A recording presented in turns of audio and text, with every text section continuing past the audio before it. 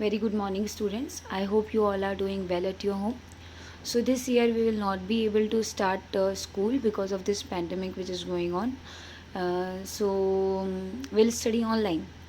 I hope it will be a fun for you to study with the online videos which we'll upload on YouTube. So, here I am today with with the video of first chapter of your chemistry, that is matter. All of you know there are three kinds of matter: solid, liquid, and gas. So, first, let me give you an introduction about matter. You are reading it since class 6th. We know that matter is any substance that has mass and occupies space. A piece of board, a book, aerated soft drinks, steam, etc. all possess mass and occupy space and thus known as matter.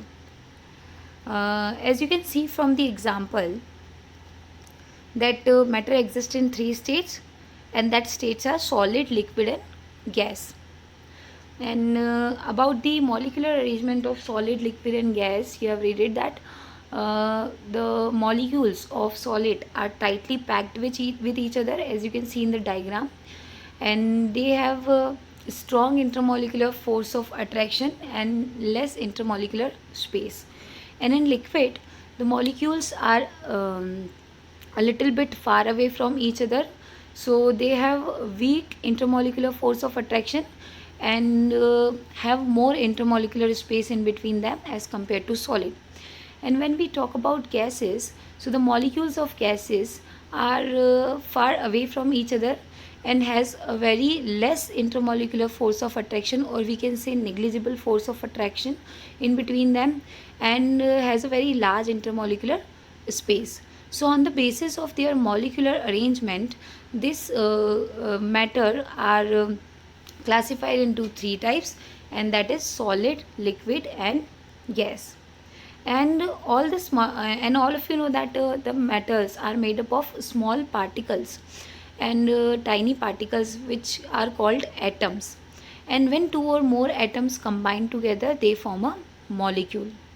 So as the matter is made up of atoms, all the atoms in all kinds of matter possess energy, and that energy is called kinetic energy, because the molecules, or we can say the atoms of the matter are continuously in motion, and because they are continuously in motion they possess kind of energy, and that kind of energy is called kinetic energy.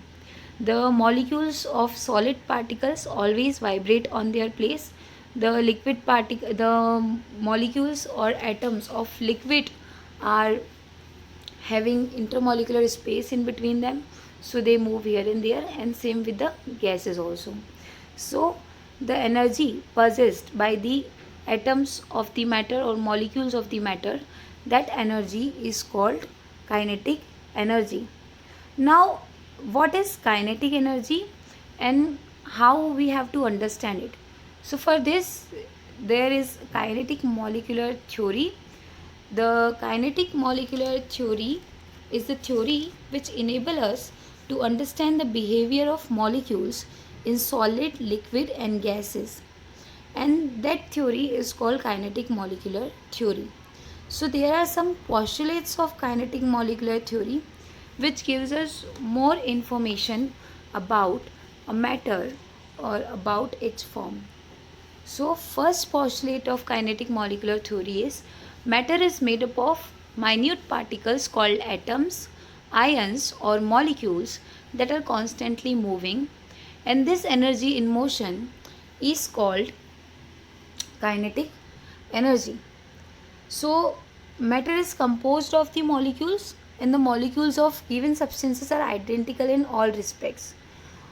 For example, the molecules of water are identical in terms of their chemical properties. It means doesn't matter that you are having a glass of water or a drop of water, the molecules of both the things will possess same property. This is the second postulate of kinetic molecular theory. Then the third postulate is the amount of kinetic energy in a substance varies depending upon the temperature. If there is an increase in temperature, the particles of matter gain more kinetic energy and move faster. Particles in the solid state have the least amount of energy, while gas particles have the greatest amount of energy. As I told you before, that the molecules of solid are tightly packed with each other. So instead of moving from one place to another, they just vibrate on their place. And if we talk about the gases, so they have intermolecular space between them. So that's why they can move from one place to another. So if we compare solid, liquid and gases, so in comparison, solid has the least kinetic energy because their molecules only vibrate at one place, but liquid and gases have more kinetic energy than solid because their molecules can move from one place to another. Then fourth postulate is a change in phase or state occurs when the temperature of the particle in a substance changes sufficiently. It means that whenever one state changes to another state, that is, if solid will be changed to liquid and if liquid will be changed to gaseous state, it will happen only when the temperature of the particles in a substance got changed. If the temperature got changed, then the molecules start gaining kinetic energy and they start moving from their place more vigorously and more fastly, and in this way they gain more kinetic energy with the rise in temperature and they start moving from one place to another more vigorously and the state change occurs. Then fifth point is all particles in matter substances are arranged in a particular or specific manner which give its shape to the matter. Also, due to such specific arrangement, there is a space between particles, and this particle is called the interparticle space. Intermolecular space, that is intermolecular space. So, there are empty spaces between molecules of matter, and the empty spaces between different molecules are called interparticle or intermolecular spaces.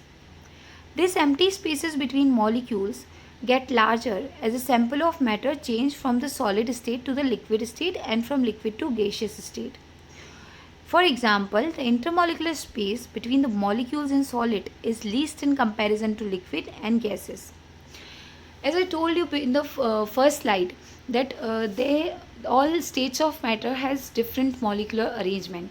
In solid, molecules are tightly packed. In liquid, they are quite loosely packed, and in gases they are very loosely packed. So on the basis of that, they have the space in between them, and on the basis of their molecular arrangement, the space which molecules are having in between them in their molecular arrangement, that space is called interparticle space. And then if this space is there, there is attractive forces also, there are attractive forces also in between the particles, and that attractive forces are called between the molecules are called intermolecular force of attraction. The force of attraction becomes stronger as the molecule move closer to each other. As the intermolecular space between molecules decreases, the intermolecular force of attraction increases. So this intermolecular force of attraction and intermolecular space are inversely proportional to each other. It means if intermolecular force will be if intermolecular space will be increased, the force will be decreased, and if the space will be decreased, the intermolecular force will be increased.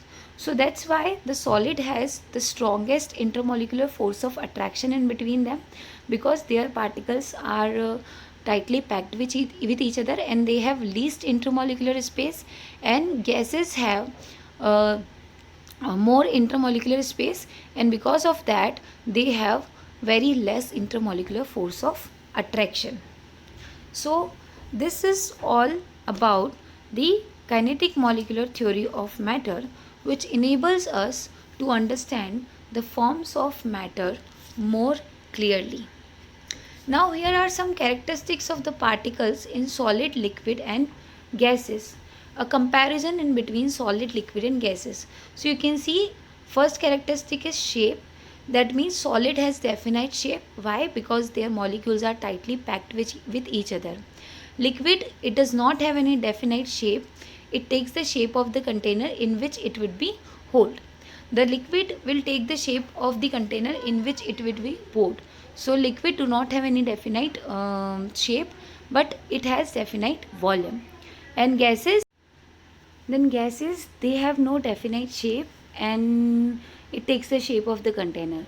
Gases do not have any definite shape nor definite volume.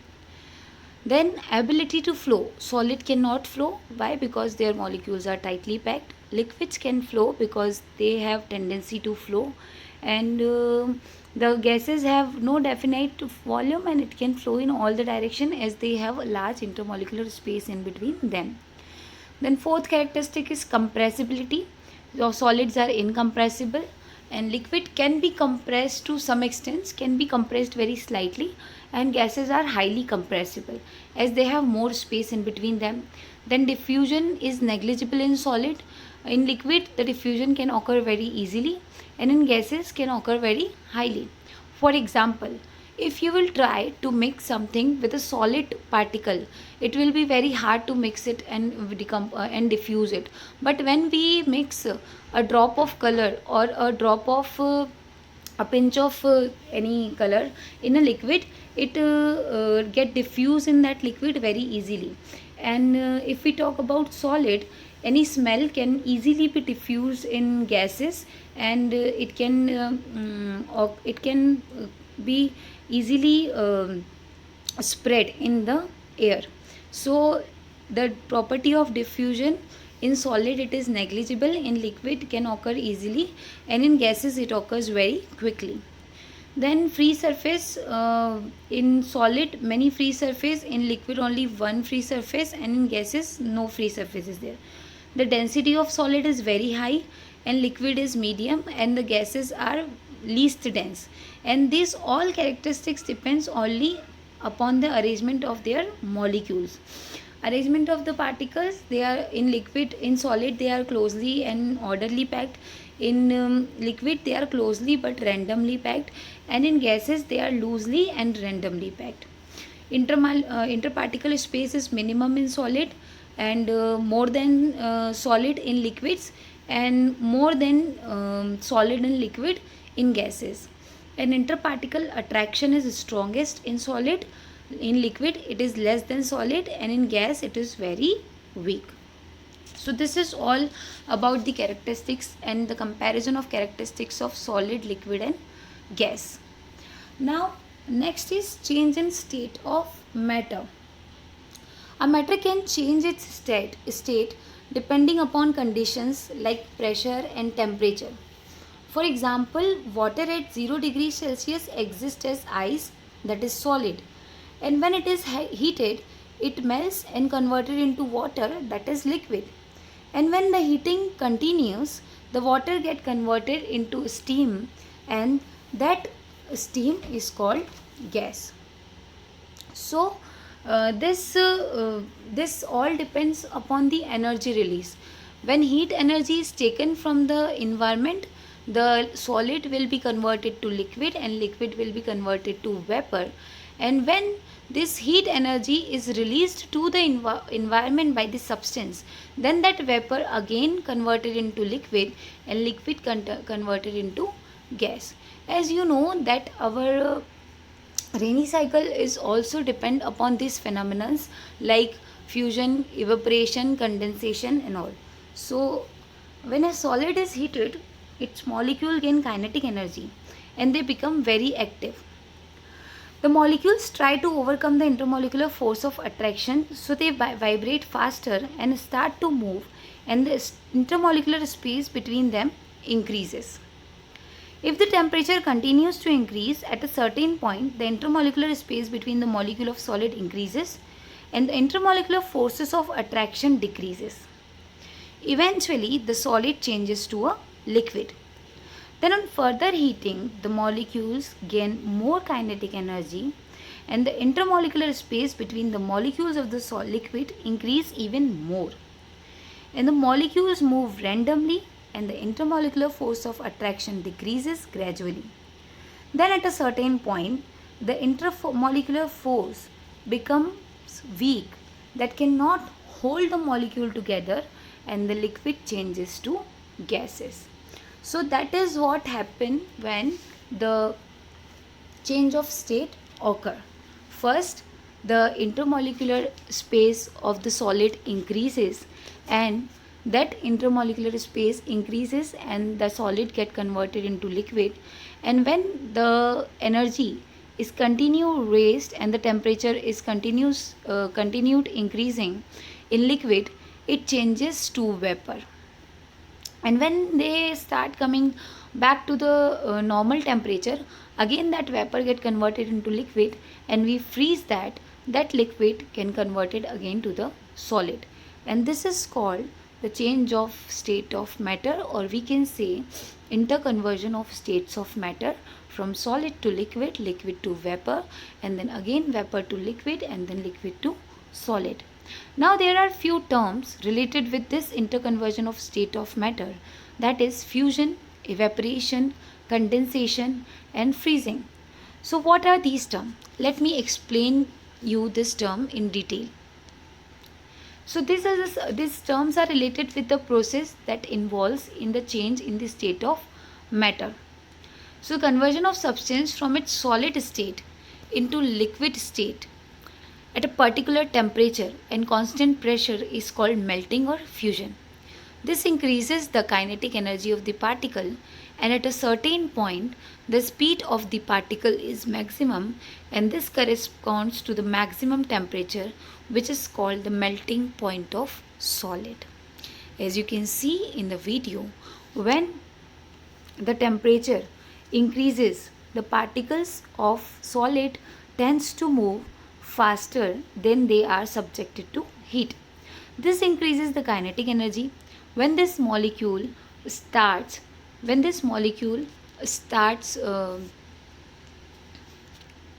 temperature start increasing and that molecule start moving faster, the kinetic energy changes, and when the kinetic energy changes, the solid starts converting into liquid. And that point, that certain temperature where the solid will be converted to liquid, that is called the melting point of the solid. Then next is freezing. The conversion of substance from its liquid state to its solid states at a particular temperature and constant pressure is called freezing and solidification. Particles in a liquid possess some kinetic energy, and the same can be recorded on the thermometer as temperature.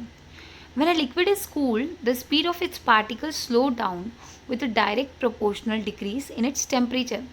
And at a certain point, the speed of the particle is minimum, and this corresponds to the minimum temperature. And that minimum temperature is called freezing point of the liquid. Now on further cooling, the particles in the liquid move closer together without any change in their kinetic energy.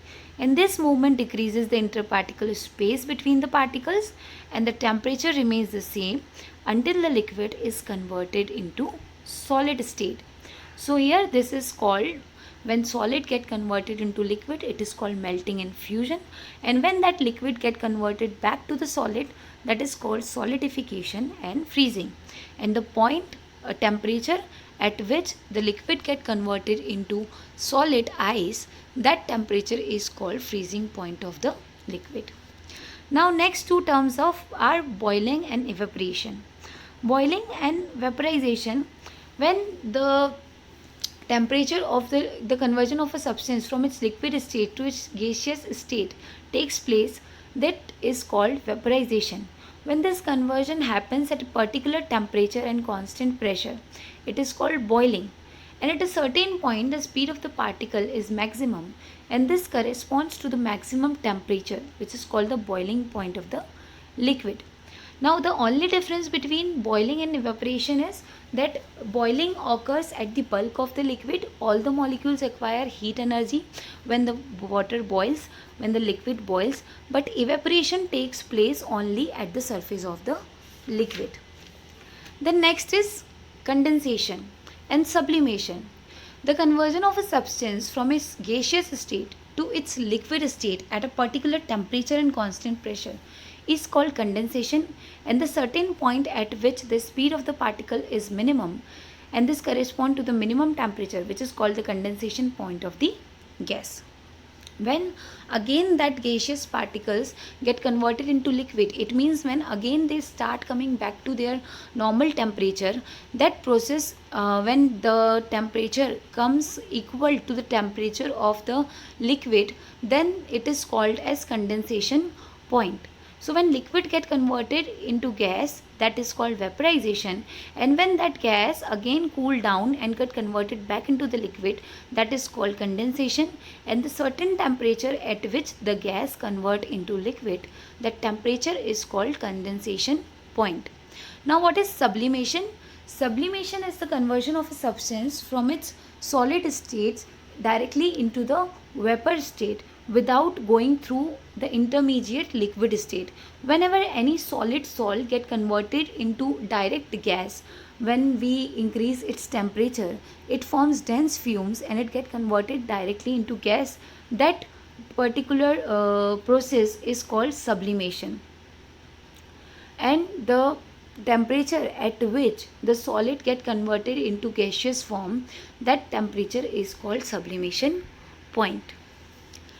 Now the last topic of your today's video is law of conservation of mass. The law of conservation of mass state that mass is an isolated system and is neither created nor destroyed by chemical reaction or physical transformation. It means whenever there will be change in the state of matter from solid to liquid and liquid to gas, there will be no change in its total mass. The total mass of the substance will remain change. Any chemical reaction or any physical change will not affect the mass of the content. So in other words, in any chemical reaction, the total mass of the reacting substance is equal to the total mass of the product formed, provided masses are measured under similar condition. Now let me explain you. It can be represented. It can be represented in the reaction in the form of reaction as mass of the substance A plus mass of the substance B will be equal to mass of C plus mass of D. Now let me take an example that the total mass of the reactant will be equal to the total mass of the product formed in the reaction. Now consider the reaction of sodium chloride, that is NaCl, and silver nitride, that is AgNO3, which result in the formation of silver chloride, that is AgCl, and sodium nitrate, that is NaNO3. The mass of each element is written in the chemical equation here. So we can see that total mass on both the sides of the equation comes out to be equal. That is for NaCl and AgNO3, the total mass is 23.35.5, 23 plus 35.5 plus 108 plus 14 plus 48, and this 23 plus 35.5 is the mass of sodium and chloride, and 108 plus 14 plus 48 is the mass of AgNO3. Now when we come to the product side, here it is AgCl plus NaNO3. Now when you do calculation of both these terms, the mass of the total reactant will be equal to the mass of the total mass of the product. So this is called law of conservation of mass. So this is all about your first chapter of chemistry. In the school app, I will upload notes, so you just start making notes at home. I will upload the question answers and book exercise on your school app class wise note, as well as I will upload the pictures of the book also. So those who are not having book, they will get help from that. So after watching this video, please just see your school app class wise notes. There you will find the notes for chapter 1 and the pages of the book. Thank you.